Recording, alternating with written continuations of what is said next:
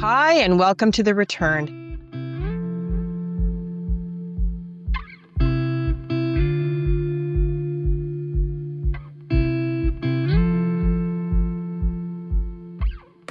Here's to everything we'll discover together.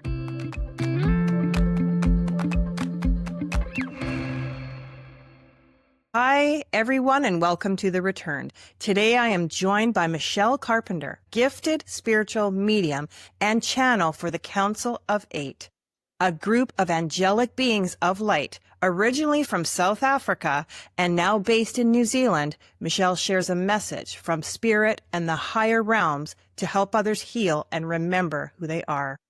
She's the co-author of The Beings and also featured in the season 10 of the Telepathy Tapes as the telepathic partner to two remarkable guests. Her work is rooted in love, vulnerability, and heart-based transformation. Michelle, welcome to The Returned. Thank you so much for having me today. I'm so grateful to be here, Melina. Thank you. We are so happy to have you. Before we get started on everything about you, could you tell us who you were before you began all of this wonderful healing that you do? Gosh, thank you for that question. One of my previous timelines was being a sales rep and living in South Africa, first of all, born and raised for the first 9 years of my life in Zimbabwe. And then my folks moved to South Africa. So I have Africa in my blood, in my soul. It's a vibe that I carry. For many, many years, I was just in the corporate field, and it's just what I knew. And I had many different experiences along the way in my life. And before you press record, I was just sharing with you how as I was very angry for a long time. As a teenager, I don't know what to do with the phrase when parents would say to me, oh, typical teenager. And I'm like, well, what's going on in that teenager's world? Because there's nobody that's typical. There's nobody that's normal. We're all different. We all have a different vibration. But unbeknownst to me, when I became a teenager, I started reading this magazine and like an agony aunt column. And in this agony aunt column was somebody talking about being sexually abused. And I was like, wow, this happened to me. I didn't know this was a thing. And when I did sort of more research around at the time, because I was really intrigued by this message. And then I thought, hang on, this happened to me. And it did. When I was 5 years old, my uncle had sexually abused me. And I realized my hatred started to come from men. My dad was in the Rhodesian War. He was a young soldier. My mom was raising two young kids. So there was a lot of fear. My mom had, her own fear and had projected that onto me as the only daughter at the time. And my mom had also said to me, do not let a man dominate you. Do not let a man dominate you as a teenager. Well, obviously my subconscious took that on as let a man dominate you, like I didn't realize that that's what I did. So much of my life was trying to be in control. But my body kept showing me I had bladder infections, kidney infections. I was attracting relationships out of school that I was very involved in the church, which I'm very grateful to. I went to Pentecostal church, as I was saying to a friend yesterday, actually, how that was my connection to Jesus. That was my connection to, I've always loved music. I come from a dancing background, but I love the energy. I love the vibe of being in church. I love the community of being in churches. And unfortunately, one of my patterns is putting people on pedestals. But fortunately for me, it's helped me to realize that over all these years, I have a deep, I don't want to say knowing, that almost sounds egotistical, but there's something in me since I was young that managed to find forgiveness. And sometimes it has been in a space where I might have felt like, why am I doing the work? Why am I, I had bulimia when I was young, being a dancer. And then I lost my best friend at 16 and a half, 17 years old, and she was dying in hospice. She had a kidney transplant. But the beauty of this story is that I remember sitting on the couch watching her parents come from a counseling session and looking at the counselor and going, how is she not falling to pieces? She's surrounded by death. How? I remember thinking that. Fast forward to 33 years of age, actually 32, and my ex-husband had an affair, and we had a little baby girl. But that led me to go and seek I was led on this journey of seeking. So I went to go see a clairvoyant, a young gentleman, and I remember the phrase of, "You just don't know how to love yourself." And I was like, "I don't know what you mean. Help me with my freaking anger, dude. Like, I don't know what you mean." In between the 16 and a half and 32 years of age, I attracted men. My dad had what he said has been 2 affairs in his life, but there was this pattern that I kept recreating. Men would come into my life, and I will own it, very controlling, because my life was out of control. I felt out of control a lot of the times, but at the same time, trying to control others, trying to control them with my story. How does a person who's not been sexually abused, what do they do with that information? I was just sharing and like, somebody please fix me, somebody please rescue me. I think subconsciously that was what I was playing out a lot of the time. But these men would come into my life, deep, strong relationships, and then they would end up they would cheat or they would do their thing. And at the age of 24 and a half, I knocked over and killed a young girl in 1998. I had a really severe 6 months, which again, I didn't realize. I'd been in a relationship with a guy that I was so fixated with. We'd built a house. He started to become physically violent with me, and I started pushing him. I had a personality where I was like, "Come, bring it, like cha-cha-cha-cha, cha-cha-cha-cha." And my parents had a lot of fighting growing up as well. So there was that I was working through, just in fight, flight, fright for most of my life, I've come to realize. And in this 1998, left him. I was made redundant 3 months later, and 2 months after that, knocked over and killed this young girl. And 10 days after that, I planned a trip from Johannesburg to Cape Town, and I just went and I partied, and I drank, and I got drunk, and I went to go see everybody's like, "You got to go see somebody." So I managed to get into a psychiatrist, because psychiatrists, I always get confused between the two, but they administer medication. And she was just not interested. She said, "Well, I can give you one medicine that's going to make your breast milk, and I can give you another one and I said, "But my nana has a history of mental illness. My nana was on tranquilizers and antidepressants. Please, I don't know if this is the right thing." But I remember walking out, taking the script and crumbling it and throwing away. That, I've come to realize, must have taken such deep courage. And even though I was drinking and partying and doing my thing, I then met my ex-husband, and this poor guy, unbeknownst to me, I did not know how deeply traumatized I was, but he was my knight in shining armor. He was going to rescue me. He fell head over heels in love. We did. 2 months later, we were engaged, and 8 months we were married. The funny thing is that on our day of our wedding, I'm blotchy. My whole body is blotchy. Like it looked like I had hives. I was defensive. I dressed in an old dress. I just looked like I was old. We got married in an old hotel. The bathroom was black freaking tiles and a yellow bath. And I was like, "Oh my God, this is my life." But bless his cotton socks, because he didn't know what was going on. I didn't know what was going on. So we clearly attracted one another to bring some kind of healing. And 6 years later, we'd moved from South Africa to London. And what I thought was going to be our forever, or my forever, turned out that it wasn't. And like I say, he had an affair. And I always described it to my friends when I was back in South Africa as it felt like a pit bull had grabbed me by my Achilles tendon, because I'm Cancerian. And as a Cancerian, one of our traits is our home, our family. Our family dynamics is very, very important. But I'm typical Cancerian as well, in the sense of, I love my shell. I love being in my introverted self as much as I can be extroverted. But I did not know when I went to go see this clairvoyant that was the starting point of change for me, because he had suggested to me, "Michelle, there's this weekend retreat coming up. It's held by hospice. Why don't you go and check it out?" Which I did. Now, this was 9 years after I'd knocked over and killed this young girl. And isn't it interesting? We're in the year of 9 at the moment, so it's endings, transformation. When I look back, I'm like, oh, okay. But I was just oblivious to life, just living in the space of victimhood, bitching and moaning. Drama was my thing. And I was always creating drama on some level. That was my addiction. Went away for this weekend, met a facilitator, And she got me to feel, we broke out into small groups, and she got me to feel how I was feeling about knocking over and killing this young girl. And I thought I was there for my divorce that was up and coming. I thought I was there to help me, fix me, rescue me, tell me what I need to do to stop hating men, because that's what I came to realize through my sexual abuse, is that I hated men, hated them with a passion, but it was always seeking on the outside, love me, come on.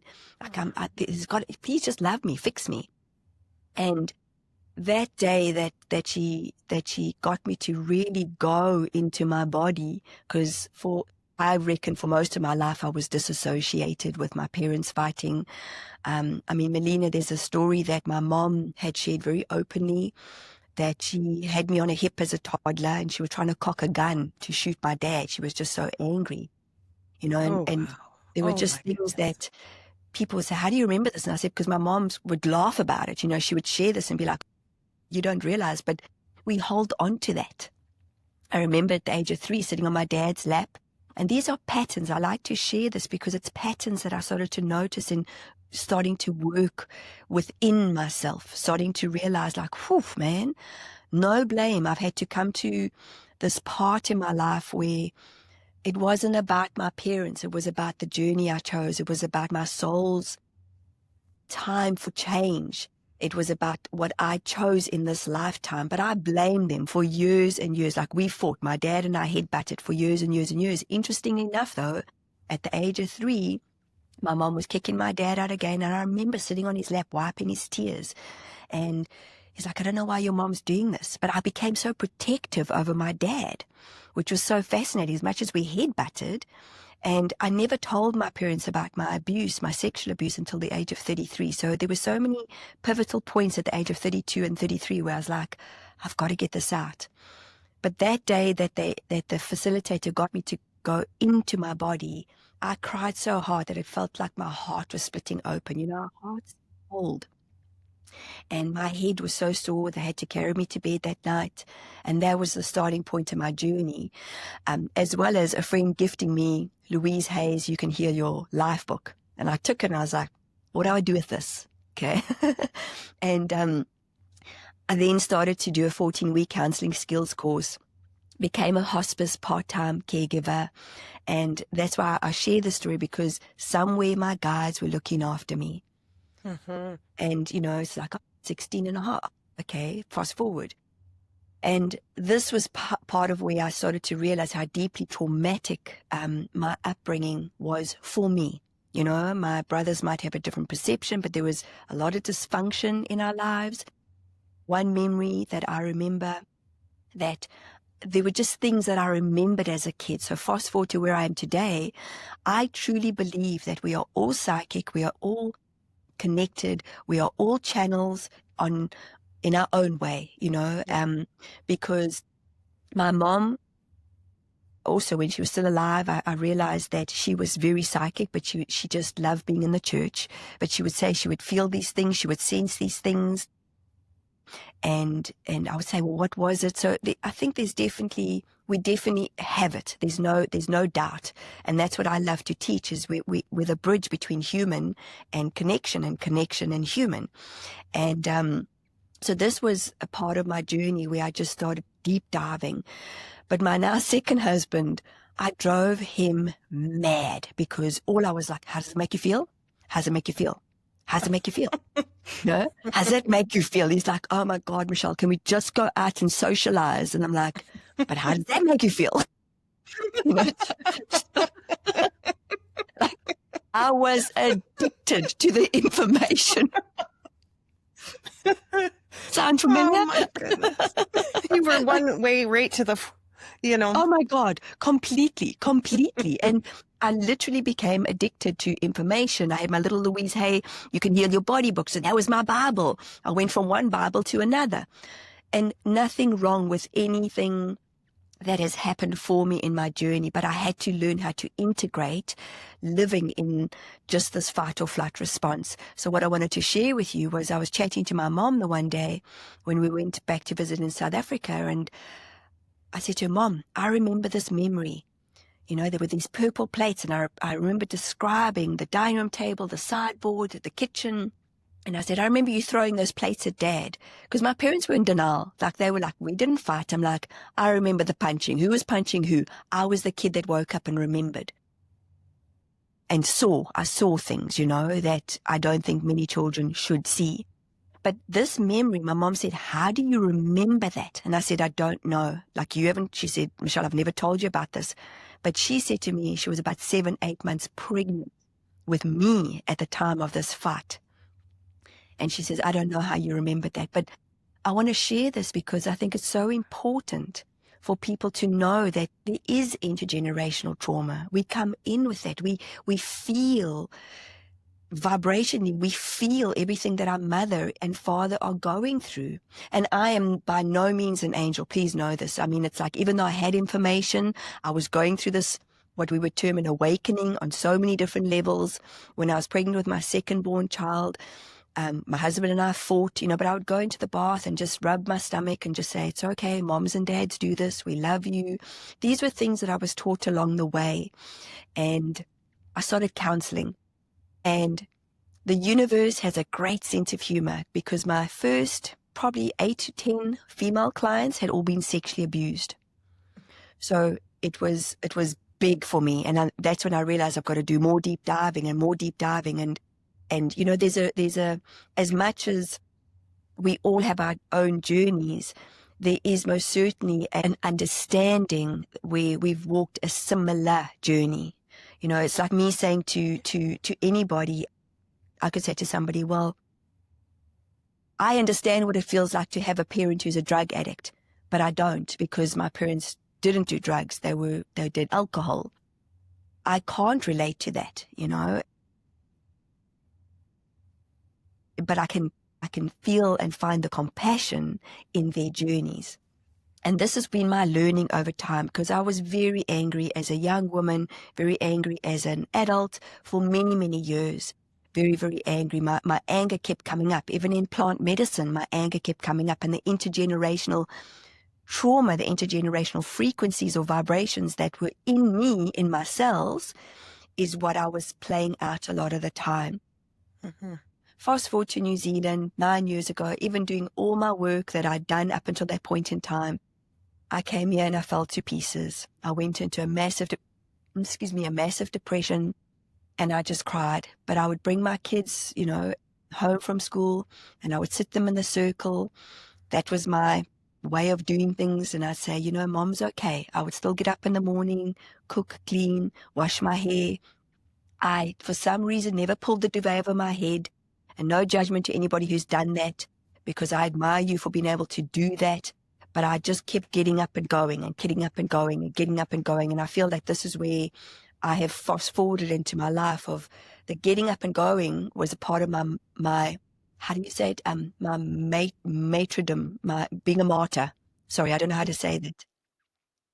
Martyr. But that was a big part of my, again, integration, because when we immigrated, we came to this beautiful place called Queenstown, and it was surrounded by mountains. And the mountains hold vortexes. They've got portals. You live in Canada, so And I didn't know that was kind of like they were squeezing me. And that's how it felt. It was like, oh my God, there's just too much.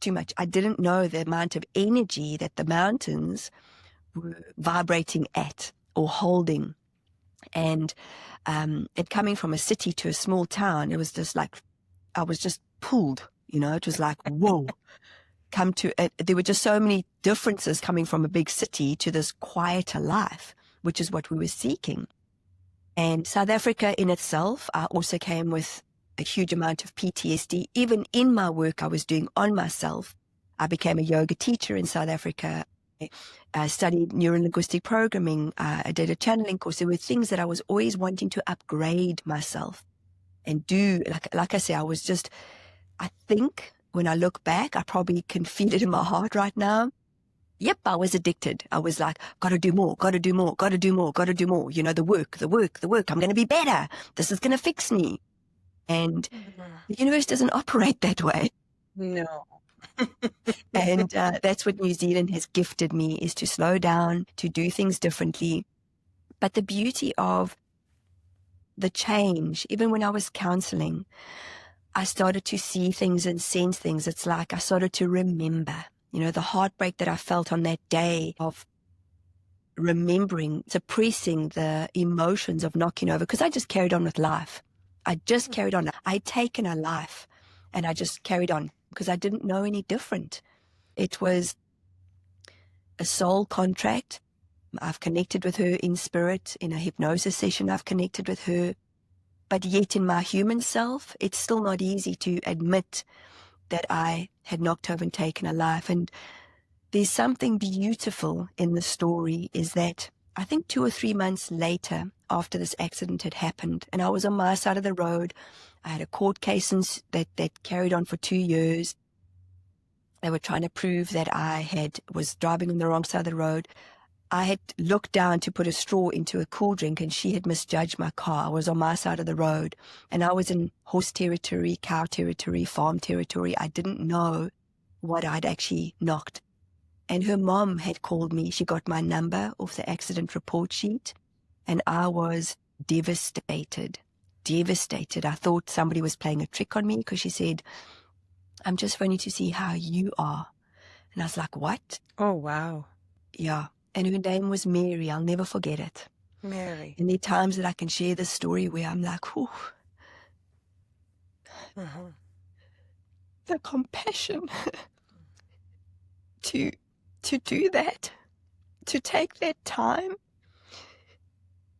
Wow, that woman, unbeknownst to me, was teaching me so much about true compassion and unconditional love. And she had said to me, her daughter had an accident at 7. And she said God had gifted us another 7 years with her. Like, it touches my heart because to have the strength to do that as a mom is like, whew. She took the time to find out how I was. And still to this day, as you can see, it touches me in the most incredible way. Where I think, wow, that took such courage to do that. And I would like to believe that I can have the same amount of compassion in my heart for no matter what you've been through in your life. And this is part of my knowing my purpose. I'm so in purpose of wanting to be in service to others. And sometimes it's a bit of a non-knowing where I'm like, ooh, do I overgive? And then I've got to try and give myself a little checkbox of, am I in fight or flight, or am I trying to rescue others? And that was a big part of my wound because I wanted to fix others. So I was always trying to rescue others. But that moment that she took to allow me, I was devastated, clearly devastated. And it's taken me years and years and years of processing and working in different therapies to forgive myself for that moment. And there's been other things that have happened, and, we were affected by crime in South Africa. So I came to New Zealand, but I was already connecting with spirit. I was connecting with loved ones. And I kind of just pushed it aside and knew that I had to try and dive deep inside of me to find a different way of being fulfilled. Coming to a new country, when you leave your home, you leave your family, you leave everything that you know is you. So it's like a restarting, and that's what I thought. I thought, okay, how do I restart? How do I get into what I truly love again, which is what I do, which is connecting to spirit, connecting to loved ones. But my safe space was counseling. So I started with counseling in New Zealand, and fast forward to being here for almost 9 years now. And the universe has just supplied me endlessly with so much. Like, I am so incredibly grateful for what I do today, to channeling, as you mentioned, working. I've always had this beautiful connection with Down syndrome children ever since I was young. Special needs. I don't even like to use that phrase, special needs, because they are so gifted. Yeah, I don't like that word, that title either. Yeah. At all. What do you call it in Canada? Or what would you... Special needs. Yeah. Is it? Yeah. Yeah, I Because don't like that. they're more special and gifted than we can ever comprehend. Seriously, Yeah. they are so in the field and I connected. agree. Yeah. Yeah, So, I agree. yeah, that's just a part of my past life, and it is still a part of my life, even though it is a past life, because I am able to share, I'm able to, there are moments that I still get angry with my dad for being an alcoholic at the time, and then my mom got sick, and this is where, the phrase, a leopard never changes its spots, and people do change. When we People go do. through the change, the vibration, because we start to see people differently. But holding on to that expectation of he was supposed to do this, he was supposed to do that. My dad didn't have the tools at the time. He lost his dad at a young age. He grew up in my mom didn't have the tools at the time. And it was challenging because they didn't like who I was becoming. And I think it's I had to also push through. important, I think it's also important to premise the fact that they were also walking their own journey. We can look at it and how it made us, but they also had their own journey that they were also doing. And it's sometimes, I think about that when now I look back on my mother, like some of the things that she put up with, and it's like, but remember, she did the best she could. And she also had a journey she's on, So it's like, For sure. when you're open and you look back at all that, you can really, really see how people kind of separate, and they do the judging thing, where, yeah, all of us have a journey. Absolutely. And that Every is one of us. For sure. And that's where I'm still learning to this day that Me too. we can be judgmental. I can be judgmental. I won't say we, but I catch myself and I'm like, no, that's not who I want to be, and because staying in a space of openness and observation is what for me is so important. One of my teachers, and I've had great, great women, including my mom, be a great teacher for me. My mom was hard on me, like, whew, really, but I don't know half of her journey of how she grew up.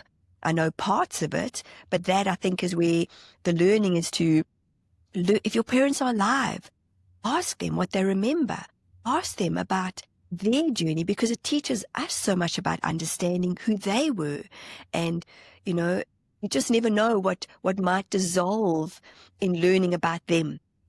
And that's the beauty of it. What was your specific moment where you just all of a sudden started walking a totally different line? Was there anything majorly specific that happened, or was it kind of like a mix of everything? Gosh, that's a great question. One specific moment comes to mind, and I, as much as my husband are on our journeys of what we're on right now, my second husband, he always saw something in me, and he'd say to me, you have a gift. And I'd say, I don't know what you mean. He'd say, you have a gift. I watch you with people. And I say, I don't know what you mean. And the one pivotal moment I remember, because when I started counseling and, sort of applying my NLP techniques and tools, and I was like, oh man, this feels uncomfortable. A lot of it felt uncomfortable in my body because I've never been an academic learner. I'm an experiential learner. So that's why when I take courses, I've got to experience the energy. I've got to experience, even in NLP, like there was so much that I didn't understand. And I'm like, what is the one thing I can take on? And it was unconscious body language. That was what I started to remember, because I was driving myself mad. Are people looking up? Are people looking down? Are people looking, like, what are they recalling? Oh my goodness. and I even found that I was judging that, I was judging them. Oh, they're looking up right now. So their brains, like, what are they actually telling the truth? And so, and this is a true story. This is an NLP coach that had been coaching for 18 years. And I cried again so hard in one of his sessions, and they were, we were reflecting with each other, and eventually they went to go call him, and they're like, we don't know what to do with Michelle. We don't know what to do. Whether that was me, and to answer your question, whether that was me unraveling so much of what I was storing, I don't know, or feeling the energy of everybody else, I don't know, but I just know I'm a feeler. I'm a feel vibration. And I did not know at the time, but there was this one particular moment where I was counseling this beautiful woman, and she was going through relationship issues. And the next one, I just looked at her and I said, "You're holding a baby." And I described the dress and I described the baby's hair. And she just looked at me. She said, "How do you know that?" And I said, "I can see you holding her." And up until that point, she hadn't shared with me that she'd had a stillborn. And this was her baby daughter. Oh, And wow.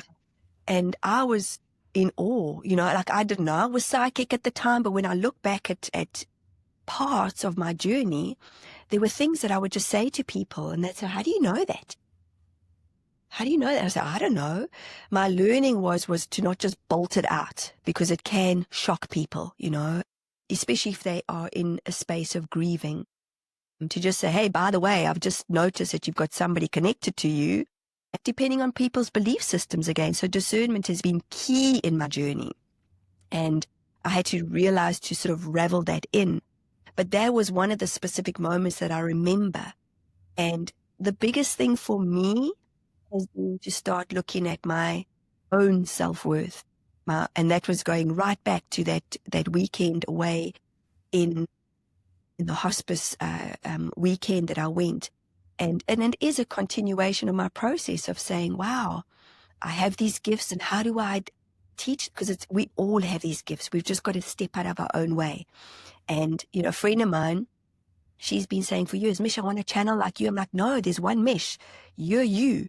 And she's a channel with her art. I couldn't do half the stuff she does with her own art. So we all channel in our own way. We're all connected in our own way. I mean, as there's so many humans, there's so many guides and beautiful spirit beings out there as well. So this has been a big part of my learning is belief of self, yet connection to source. So the human self is belief, but the connection is always there, whether it's source, divine, God. We have our interpretations of what that is. What was your first memory of hearing something beyond the physical world? What was my first memory? I think that was a good way to. Mine was like, I can't pinpoint a specific time, but what I started to realize was I was talking to people, not even in just my work I was doing, but it was a noticing of, I would get goosebumps. It was a noticing of, I'd be like, "Oh," now we grew up with this thought where, somebody would say, "Oh, somebody walking over your grave." You get that feeling in your spine, like, and my mom would say, "Oh, somebody's walking over my grave today." And I'd say, "Huh? I don't know what that means," and you think of it as eerie. You think of it as, oh, there's ghosts. But when I started to hear, especially when I was connecting to the Council of 8, they started to prep me in my in-person sessions. So I did a modality many years ago called Dawn Therapy, DORN, and that was working and aligning the body. But I was starting to hear different voices. I was starting to feel different, and I was starting to, and I'd be like, who are you? And then in meditation was not an easy journey for me at all. I didn't know how to sit. Even though I'd done yoga training, for me, I was still unraveling so much in my body and in my mind, and I was so disconnected for such a long time. I always, it was something I noticed with myself, but a lot that I noticed with clients is there was disconnection between the head and the body, or the head and the heart. And to align those is where we really can, I think, sit in things, because it's so easy to react, which is the head. So when I started to hear, I started to notice my body. I started to notice my body was starting to feel more calm. I started to notice that my mind was more calm. And the connection, again, when I look back at certain parts of my life, even as a young kid, I was calling out adults. Now, I grew up in an era where kids were seen and not heard. Yes. But I would call adults out, and my mom would say, "Michelle, go outside. You do not say things like that." But I was just picking up on things. And I would just call them out. I would call them out on their shit. Somehow I had this vibration that people would come to me. I'd meet people in supermarkets, and And that's where I would just say hi, or they would connect. And, people download, they offload, they dump. There's many different ways of sharing. Then I would start to hear things. And then I'd say, have you lost a mom? And then people would be shocked. How do you know that? I'd say, I don't know. I'm just hearing something right now. And I didn't know. I just didn't know because I played small. Like I was sharing earlier on, I had beautiful mentors, very strong women. But I kept myself under the radar. I'd always put them on pedestals, even though my very first mentor and beautiful friend to this day said to me, Mish, do not put me on a pedestal. Well, that's all I knew at the time. Well, you know this, you know that information, you know this. She was teaching me so much about stuff that's landed in the last 9 years of being in New Zealand, because be on your own. And she would try and teach me to be my own best friend. And I didn't know what that meant, because I am a talker, and I've started to realize that even when I'm in different vibration, I really have to stay in my body, because I just pick up. It actually became a thing at one time where I started realizing I was so sensitive that I just went really into myself. I didn't want to socialize because I'd call people out. Like I would just share things and they'd go, how do you know that? Or somebody, like, I remember this one time, I was sitting next to a friend and she literally almost at the same time, we said the same thing. And she looked at me, she goes, how did you know I was thinking that? So these were the moments, and I can't, honestly, I wish I could pinpoint. I used to compare myself to other mediums and psychics where they were, well, I remember this at the age of that, or I remember speaking to spirit. I was so scared of the dark. I would have paralysis, like I'd wake up in the middle of the night as a kid and I couldn't move. Again, I grew up in a Methodist church, where it was bad. Spirits were bad. And then we went to the Pentecostal church and you're looking at ghosts or you're speaking to the devil. So I had to really change all of those thoughts. I had to change all of those beliefs and all the way out, the way I was conditioned. Because my parents, when I started doing my work, started saying to me, you're speaking to the devil. Are you in your universe? How long are you going to go for counseling? And this is my dad. I'm like, Dad, you mess me up right royally, dude. Like, for however long it takes. Yeah, there is such a stigma around those things, right? Yeah. People, because I think it's because they don't understand or something along those lines. Where, I mean, I don't have that. I kind of do have the same with my mother, because she doesn't really understand. But there's a lot of people out there that don't. So when I was talking with someone just the other day about this thing, can be quite lonely when you don't have anyone. Actually, maybe lonely is not the word. Isolating, maybe? Yeah. It is when you have no one to actually talk to about these things, and then everybody is like, she's just crazy. She's just, don't listen to her, because it's hard. It's hard to find people that you can talk to about these things. Very much so. If I may mention this, I've got a free ebook, and I mentioned this because there's a sense of isolation, because it almost creates a separation in our spiritual awakening. That's why I was jokingly, and I drove my husband mad, because it was like, I so wanted to know there was more. But how do you try and figure out the whole universe? I mean, gosh, quantum physicists haven't even figured out the whole universe. And we live in this vastness of so much. So that's been a big learning for me. Is kind of like, and it's a real isolated feeling. And what I love, though, is that when we know that we're connected, and whatever our faith is, if you look at all the religions, all the different belief systems, that's why I was mentioning, source, spirit, God, divine, whatever our words are, what I've come to learn with walking the journey and being the channel for the Council of Eight is that they say to us that we limit ourselves in our words. Because sometimes there's just not a word to describe a feeling. It's just a sensation in our body. And this, for me, is what I've learned along the way, even in the gift of having the ability to telepathically speak or connect to nonverbal autistic children or Down syndrome children. When I go into these Zoom meetings, oh my gosh, Melina, it's just, you just feel this heart. My heart just feels this warmth. It's just this expansion of love. And that's yeah. Interesting. So, if I may Yeah. touch on that, you, Sure. so telepathy is one of your pronounced gifts, correct? Yes. Right? And you had a partner. You were a partner to someone on telepathy? Yes, on the Telepathy? telepathy tapes, on the Pardon telepathy me. tapes. And no, Yes. that's okay.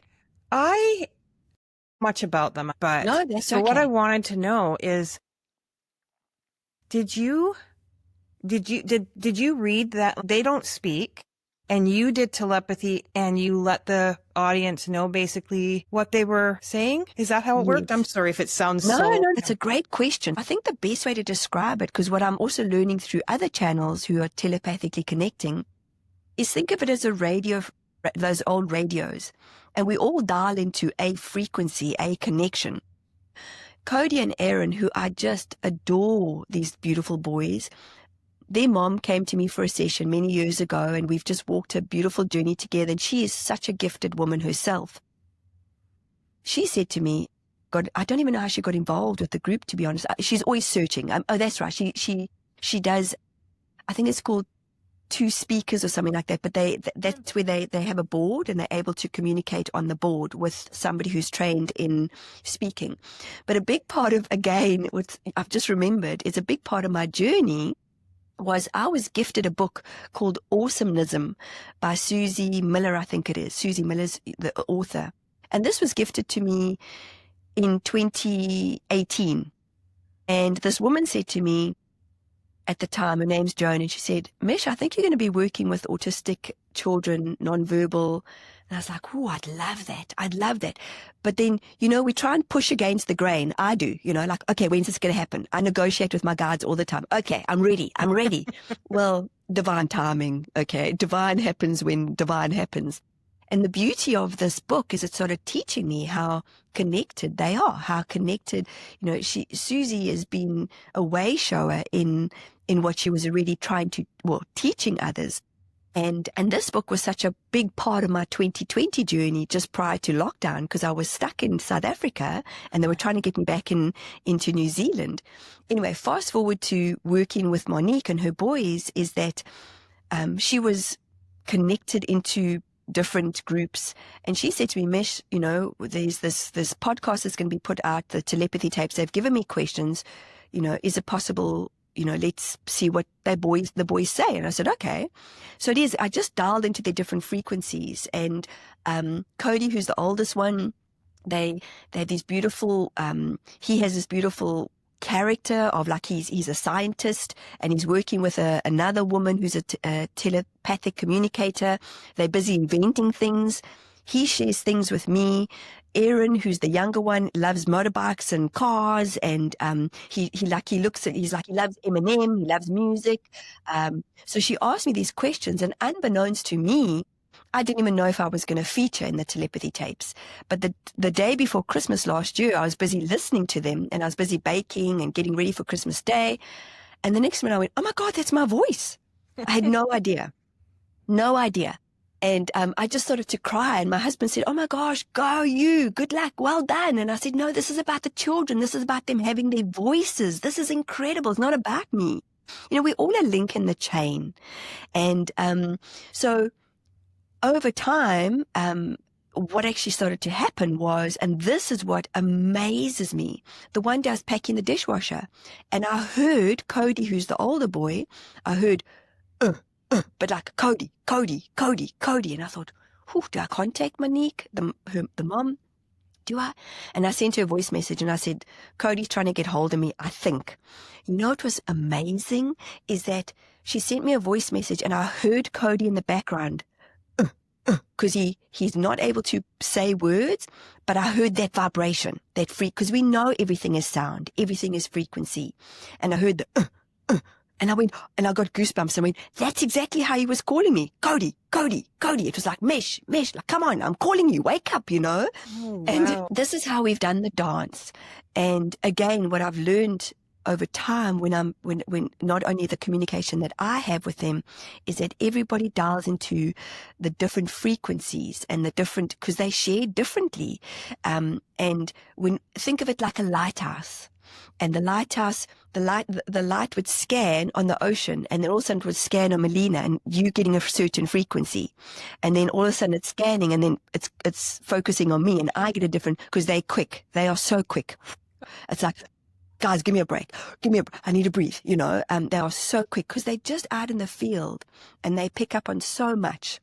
So when there's a certain word for it. So forgive me for not knowing the word, but they deregulate. Because they're just in vibration. They feel things. So as an example, the one day Monique and I, their mom and I were connecting. Cody literally came and put a bottle of water in front of Monique. And within the next 3 to 5 minutes, she started to cough. And I went, oh my gosh, he knew that. He knew that you needed water. Sometimes things are just so unexplained. How do you explain that? They have a knowing. Yeah. Sorry to interrupt you. Your whole journey has led to you to somewhere really beautiful, hasn't it? Oh my gosh. For sure. For sure. Not without the pain and suffering I hear from you, right? Absolutely. But I think it sounds like it's worth it. Well, you know what? We're all worth it. Yes, and that's what I didn't realize is and I still can go into my victimhood. I can still be grumpy as last night. I had a moment with my son, and I was like, I was just exhausted, and I could feel my hormones all over the place. The beauty of teaching our husbands to just listen when we're in perimenopause or menopause. Just listen. Don't try and fix. It's taken me a good 5 years. I know. But last night, my husband, he just gets it. He's like, what's going on? I'm like, I don't know. I'm just freaking grumpy right now. So I'm here having the human experience. But yes, I was stuck in my victimhood of doing the work a lot of the time. Like, got to do the work again. Oh, well, it's a choice. It's a choice to wake up and say, how do we do this? How do we integrate? How do we process? I'm important. You're important. And that's been the sense of self-love or the sense of self-worthiness. Because like this gentleman, this clairvoyant that I went to, 19 odd years ago, I remember when he said to me, Michelle, you just don't know how to love yourself. And I remember thinking, I'm so freaking angry. I want to throat punch you right now. Like in my head, the Ellie McBeal moment. Like you can see you could act.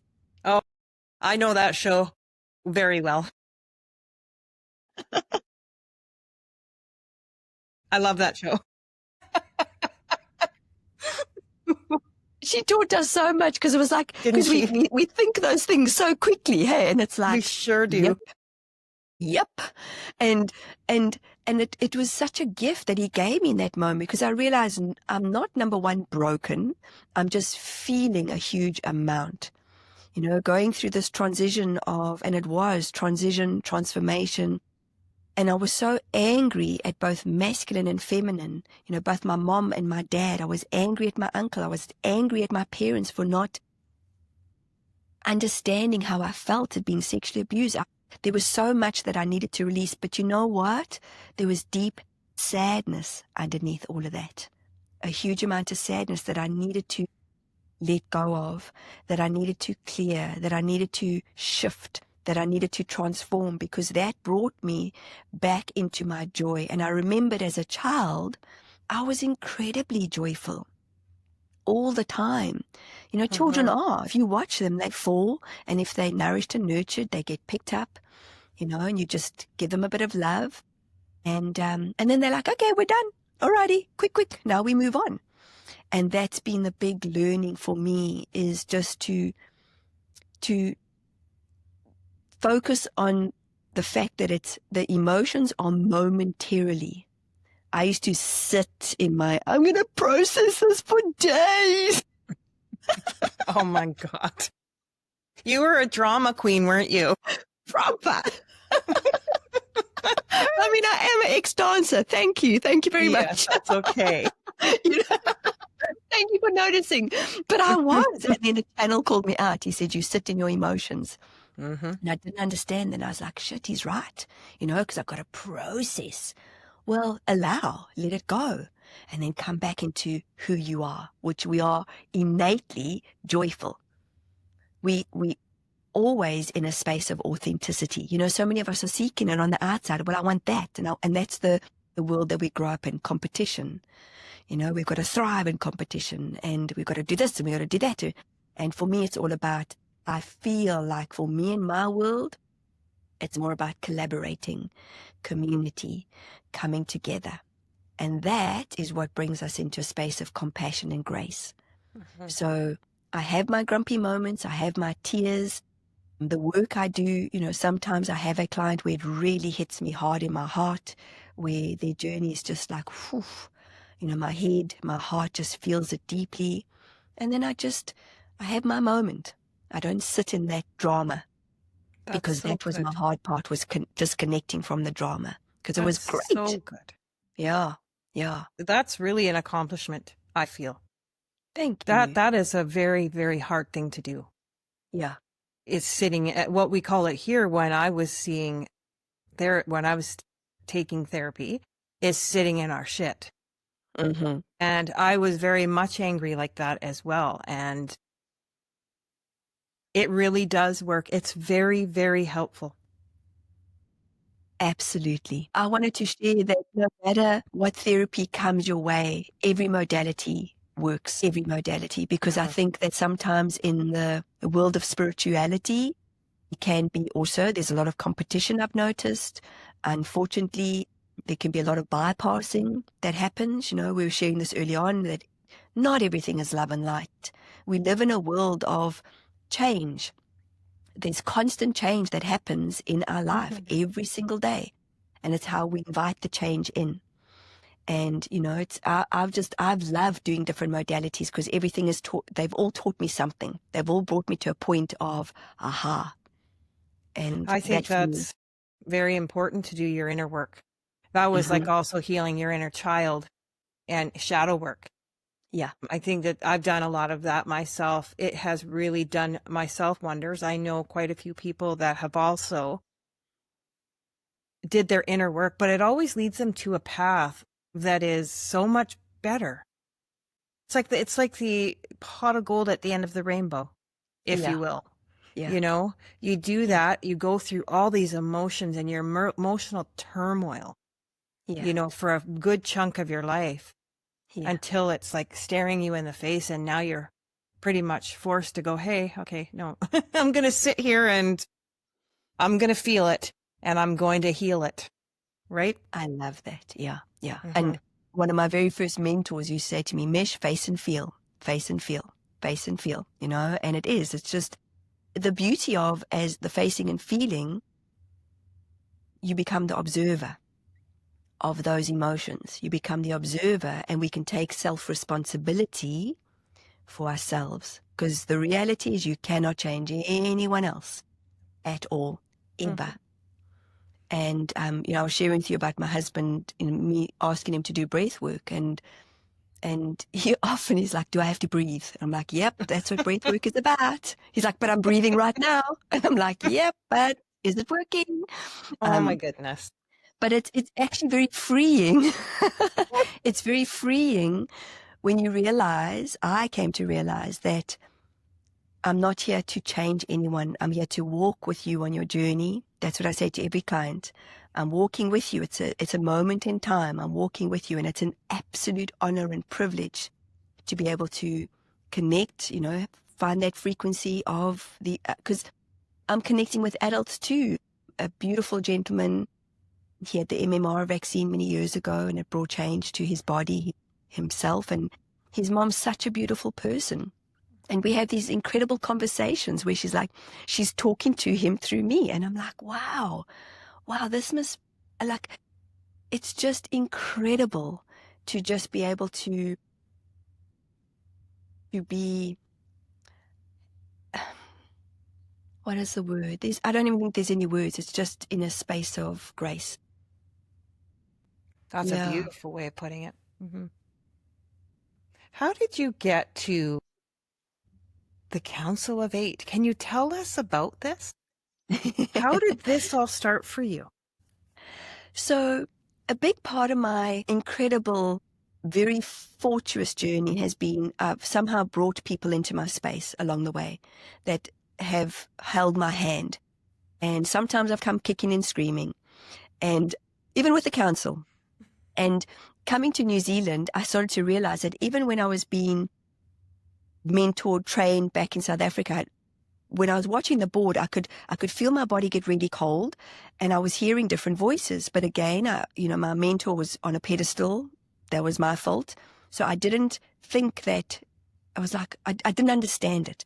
Coming to New Zealand, going into myself, into this depression, but coming out of it, I got back into doing counseling, got back into my mediumship.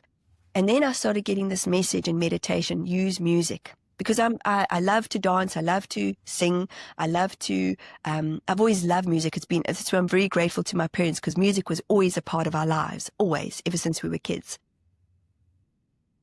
And I started seeing clients, and I started doing these figure eights, and I started getting really, really cold.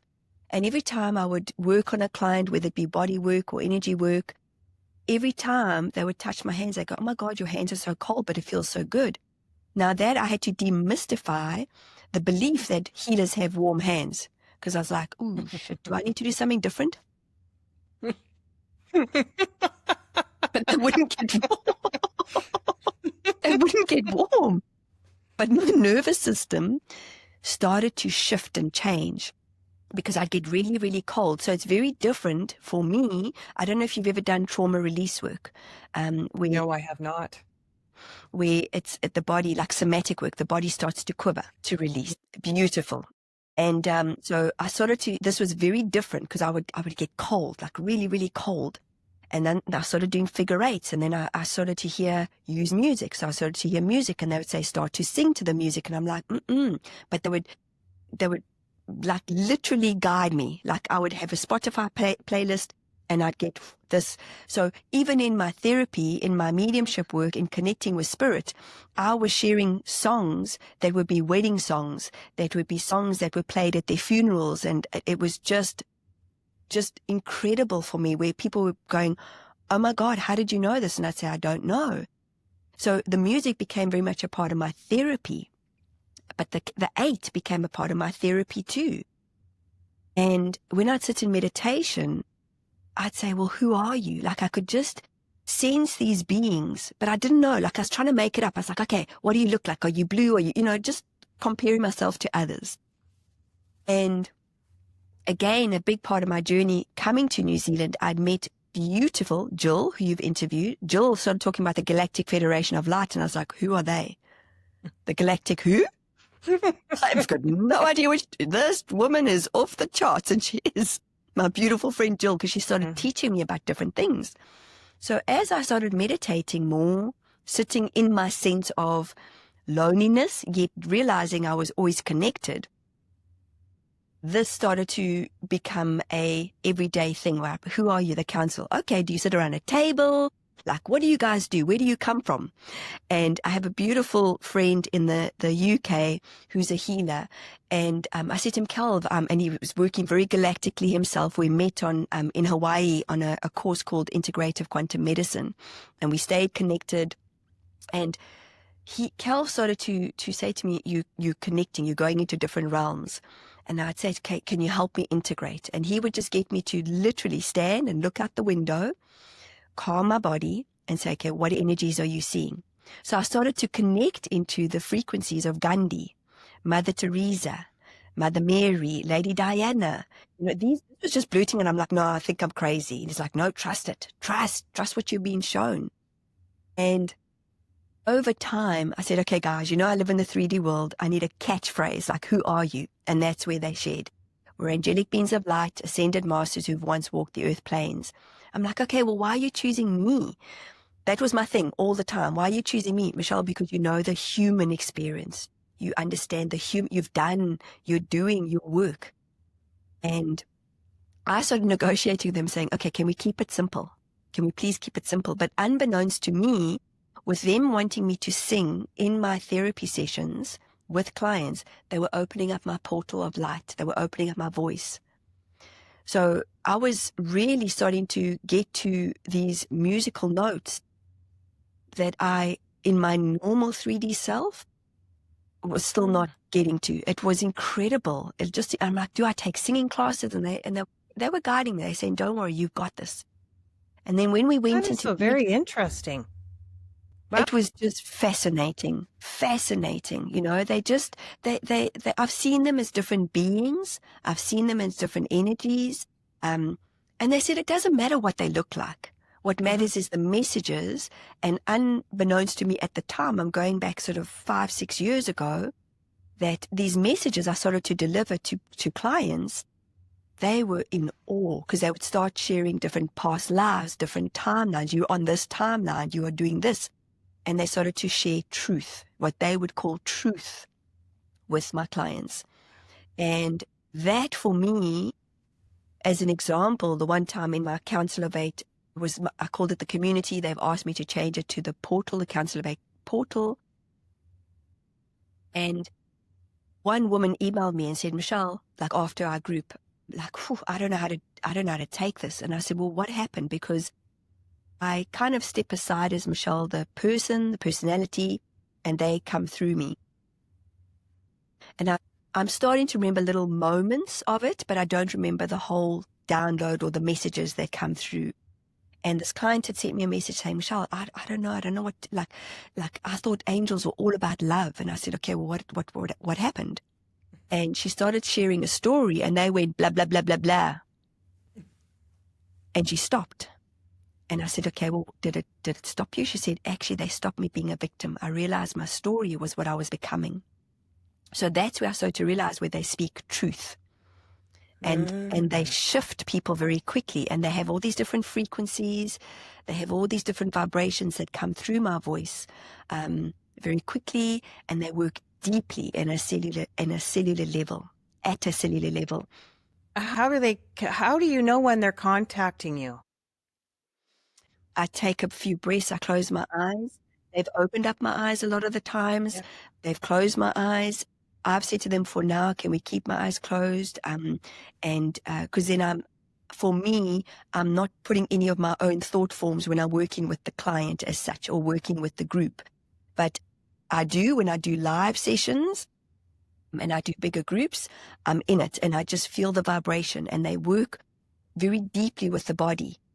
Like, for example, I had one woman here a few weeks ago. I had a live session in my room, and we went to this woman. I say we, and I was standing, and she's working through her transformation of having cancer. And they said this is deep within, but it's actually not all hers. She's brought it into her physical form because she's tired of being strong. And they got me to hold her body, her stomach, and they started to shift, and she started to feel it. She said, my hands are getting cold, and she started to just vibrate differently. So the frequencies that were coming through, I don't remember what the tones were or the tunings were, but my practice is to close my eyes. I take a few breaths, and it's kind of like they go, okay. And I go, are we ready? And they say, we're ready. Do you feel something physical? Yes. You say they come and have messages for some of your clients. Have you ever had a message for humanity in a whole? Yeah. Oh, so whether it's they always give a monologue. I've got a lot of messages from them on my YouTube channel. Okay. And what was interesting for me was when the USA were going through the elections, these last elections, I was guided to a message that I put out, I think 2 years ago, and it was quite profound because I'd had this red top that had USA on it. They showed me, go back and listen to that message and put that message out there again, because their message was, you remember, they speak in the now. Spirit only speak in the now. So even when I'm working with loved ones who have passed over, they share things. Sometimes I've had clients that come back 4 years later and said, oh my gosh, Michelle, what my mother shared then has come into fruition now, like 4 years later. But we're taught that it's happening or it's happened. Right. And it's always, whatever we've spoken about has already happened. and whatever we're thinking about is happening. And what I love about the Council of Eight is they've connected with many people around the world. I'll receive messages, emails, and they say, Michelle, I think the Council of Eight are connecting with me. I say, amazing, awesome, because they're not my beings. I wonder belong how to someone everyone. would know. Sometimes they've been in dreams. Sometimes I've been in dreams, apparently. I remember getting very protective the ones where I was like, okay, guys, we need to renegotiate. Like, seriously. That was just my ego. I remember thinking, really? Like, you're connecting with others? You know? Like, you're mine.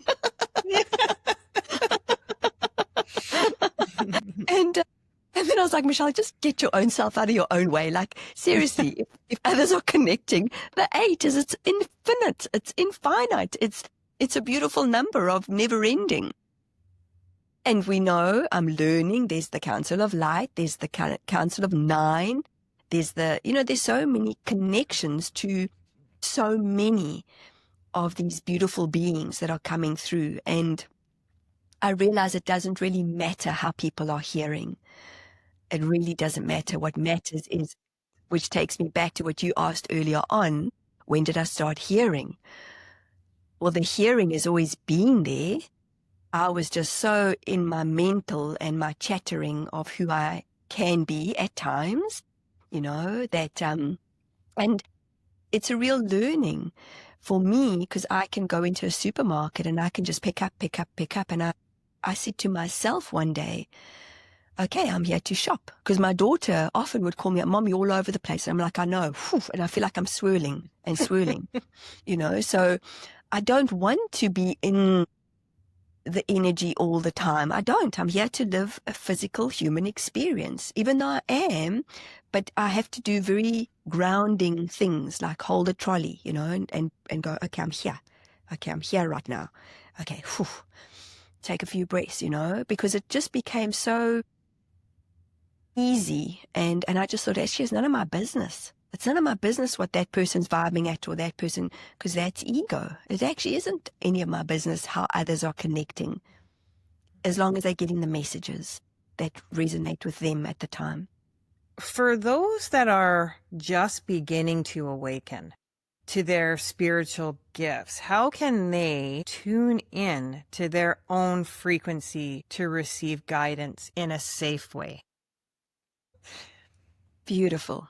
Okay. I think I have an understanding of where that question is kind of leaning into, because I know I've had a few friends that have had some very radical wake-ups.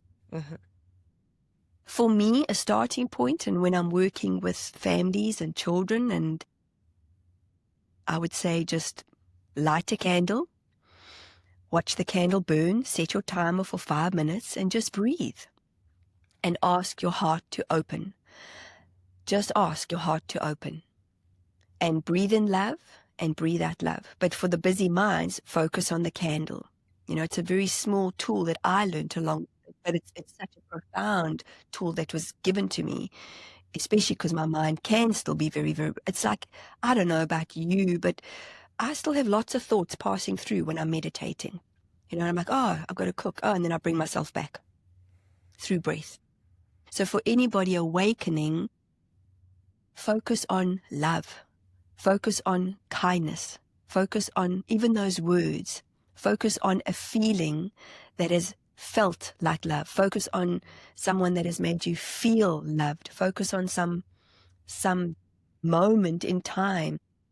Kindness is as simple as thanking somebody, a barista, for the coffee.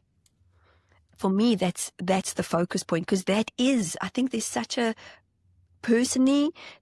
skewed version of what awakening is for so many people, and we've got to align and we've got to be there and we've got to, which comes with pressure. And there is fear in connecting to other elements, other elementals, or other beings out there. That brings me back to, and I've had this happen many times. I've had many clients that had different beings connected to them.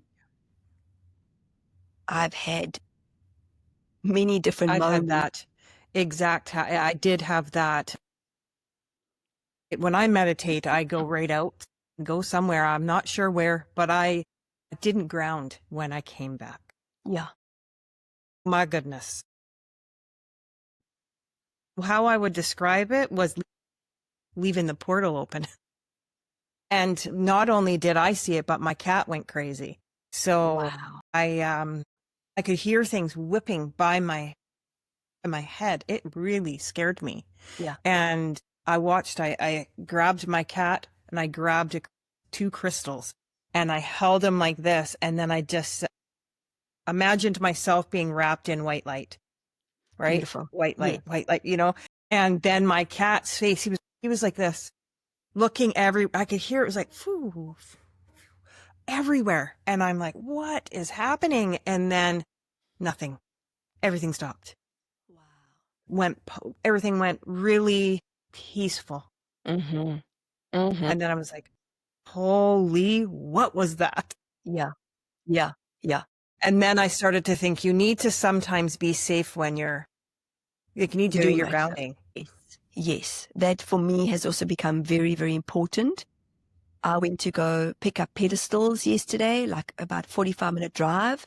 And when I came back home, I was feeling out of sorts. I was grumpy, as I said. And then I went to bed and I said my gratitudes. And I thought, something doesn't feel right. Something doesn't feel right. And I thought, is it a conversation I had? And then I realized I picked up something in the shed that I went to go, and this woman was riddled in psoriasis. Her legs were covered, and no judgment of her, but I realized there and then that I picked up on something. And because I was just like, and I thought, hang on, how did this change? This is weird.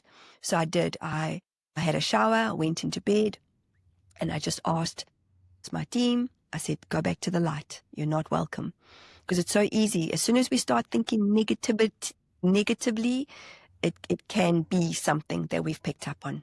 So cleansing our aura, cleansing our field is really important. Grounding, as you said too. Right? Yeah. I've never not done it. It never happened again because I learned my lesson. I Wow. literally learned my lesson. I was like, okay, that didn't scare me enough not to do it. It just was like, whoa, now Yes. that's really up close and personal. Yes. Right? Yeah. And sometimes I describe them, whoever them are, as just thinking of surfing a wave. You know, when you see that beautiful wave and it's like, or a backpack, they're just like, oh, there's a light one. They look like they can be fun, you know? And let's just create a bit of disharmony. Yeah, Wow. you know, I have a lot of, you probably do the same. I have lucid dreaming. Mm-hmm. And one time, it's a very short, I was coming back, I had awakened in the dream. I seen a symbol he showed me his symbol. And he was walking by. I decided, okay, I'm awake in the dream. I tried to come back and he grabbed my arm. And I was trying, it was very strange because I had a fingerprint on my actual arm. And it looked like hand marks, like this around my wrist. Sure. Trying to get back from this dream. And I can only tell you that I was kicking and screaming, but I was also kicking and screaming in real life. Gosh, really? Yeah, so I don't know what it was. I still have the scarring on my arms. Still have the scars. Like, it's like it turned out, Michelle, that it was like a burn from being gripped. Yeah, I don't know what was happening. I can't tell you. I just know that they were trying to get me to stay. Yeah. And I was like, I'm not staying here. Gosh, that's crazy. It really was. Yeah. To carry the scars. But so I don't know if you have lucid dreams like that, but I have quite a few. I have had, my veil is pretty thin, you know, and like at night I've sensed like right here, and I'm just like, what do you want? Out you go. Like I can hear myself like saying that while I'm in the dream. And I've had many experiences where I've just brought back my light, brought back my power. because we are powerful. And I think that's really important to share with anybody that's going through the awakening, because there is a lot of fear. There's a lot of, and discernment is key. That's right. Key. Because as in any field, unfortunately, we create what we create in the moment of where we're at. And whatever that means to anybody, because I can have negative thoughts, and I've got to, sometimes I've literally said, shut up, Michelle. Like, seriously, like, just stop it, And then I'm like, oh, okay, alrighty. And then I'll go put music on, or I'll go and dance. Like, you got to teach yourself to get out of your funk, because that's when they can encroach. And we've got to live the human experience, because yes, there are charlatans out there. Even in the fear can bring in something that may feel very uncomfortable for our own sense of self. But there's a learning in it. And the learning is we're always connected to the light, always, in all ways. Just simple, looking at your greenery behind you, looking at your lights, your crystals. Go and touch nature. That will bring you, it will infuse you. If you look at these massive big trees, because we've had floods here, my husband and I went for a hike, and some of the trees have fallen over. But to see their roots, these are trees that are so old, and to see their massive big roots connecting to that field. And that will bring you to a space of, I feel, reconnection to yourself again. Because I think in these last 5 years, what I've noticed with a lot of my clients is they want, I want what you've got. I want what's out there. And it's just find your pace, because everybody has the pace. That's our sharing my addiction. And their timing. Yes. They have a timing that will happen divinely. I feel Absolutely. It's not, hey, I want to do this now. I want to awaken now. I want to see spirits. I want to do this. I want to do that. It's just not going to happen like that. It's in divine timing, I feel. Because everybody has this, like you said earlier. Everyone is tapped in. They were born there. We're born from source. Well, the very simple explanation that I give time and time again is that our mothers, and me being a mom of 2 beautiful kids, I never once had to say to them in my stomach, okay, baby, get toenails. Alrighty. Oh my God, we've got the eyes. What color eyes? Did we put the order in? It just grows from this beautiful knowing. And the beauty of when my daughter was in my stomach, we still had the old Doppler systems in the UK, because she was born in London. And all we want to do is just hear the heartbeat. That's it. Is listen to that. And we come in with the beat. Yeah. Remember Do you have children? That? I remember I have that. 2 children in their 30s now. Wow. Yes. God. And my eldest son, my firstborn, spoke to me on his way down. Wow. Yes, he actually talked to me. Gosh, yeah, I think it was because I was very young. So it was 16. Mm-hmm. Okay. And I think he chose me. He's like, oh, I'm going to choose the youngest one in the block here. She's going to teach me a whole lot. Right. But it turned out it was him doing the teaching. He changed my whole world, that child. Wow. He was, our children. Gosh. They're beautiful, they're here for a reason. They chose us. Yeah. And that is I'm blessed. On point. Yeah. That is so on point. And I love what you shared, because our children are our master teachers. 2 boys, and I can't do it all. I need your help, and when you're a single mother, and life was tough back then, right? Yeah. But if, and I know this is your story, but I just thought of something my son said to me the other day. Like we of course, I was single mom. We're always broke because, but he said to me, he'd never seen me happier than then. Gosh. I said, really? And he says, interesting. it did not matter to you. You were always happy. Gosh. And that is something for a child to remember, a very good memory, right? Wow. And for me, I think a lot of us as a community are wanting that again. Recreating the simpleness of life. We were talking about, going to the market and buying fruit and veg. And honestly, we've got mandarins that come from I bought the other day that come from Australia, and they're big. They're larger than the New Zealand ones, but they're so juicy. And I thought, wow, they've been picked, they've been grown, they've been picked, they've been shipped. Yes, they've been in obviously a refrigerator, but wow, how lucky I am to have this incredible, in South Africa we call them nachis, and I still teach my kids South Africanisms. And I just thought, it's so juicy. It's come from a farm. It's come from, wow, all the people involved. And if we could just look at the simplicity, and we know all the other shit that's out there. We know that there's this, there's that. It's just crazy. I got caught up in the funnel this week of the fear of this whole tsunami that was going on. I got caught up in it.